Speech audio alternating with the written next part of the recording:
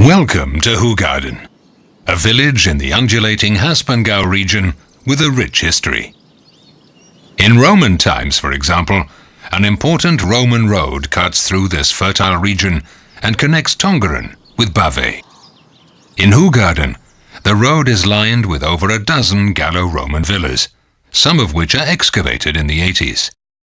Archaeologists are able to show that they were destroyed around 230 AD by Germanic tribes invading the region from across the Rhine. Frankish tribes start colonizing the area in the 6th century, taking over the indigenous population's farmlands. In the late 10th century, Hoegaarden is home to the Frankish noblewoman Alpaidis. She governs the influential county of Brungerus, or Brunnerode, with Hoegaarden as its capital.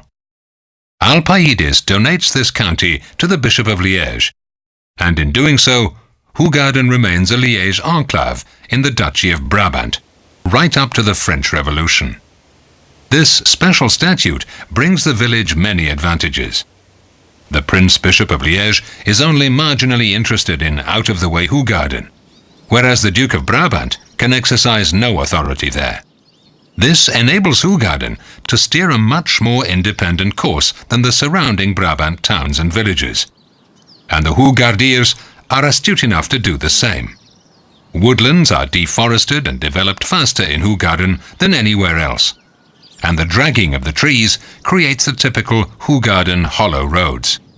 Today, these beautiful bicycle tracks and hiking trails weave an intricate web through the region's unspoilt nature. Agricultural activity flourishes, and the granaries fill up with surplus grain. Early on, the farmers learn the value of letting this grain sprout and turning it into malt, which is the basic ingredient of beer. In this manner, every Hoegaarden farm almost automatically turns into a home brewery.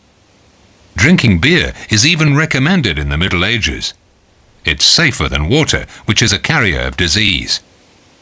The wort boilers are heated with the wood from the cleared forests.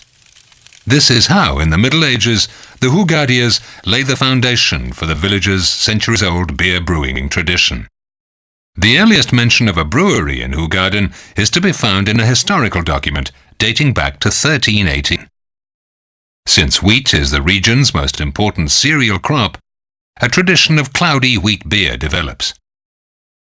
Thanks mainly to the village's special statute, the brewing trade quickly grows in numbers. Whereas the surrounding towns and villages, such as Tien, are heavily taxed for their beer exports by the Duke of Brabant, the Prince Bishop of Liège leaves the Hoegaardiers undisturbed. The enclave is allowed to trade freely, both in Brabant and in Liège. Customs and excise duties do not apply to Hoegaarden. The Hoegaarden brewing industry reaches its pinnacle in the first half of the 18th century. In 1758, the village is home to no fewer than 38 breweries. Profits pour in thanks to the lucrative white beer trade, and it's in this period that Hoegaarden grows into the lovely town visitors can still admire today. The beautiful middle-class houses and farms in typical white natural stone date back to this period. Examples include the Kapitelhuis on the Houtmarkt, where Hoegaarden's Toontuinen are located, and the current parsonage, which was originally the home of a brewer. The Kouterhof, where you are now, is another one of these old farms with a brewery. In 1754, work starts on the impressive St. Gorgonius Church.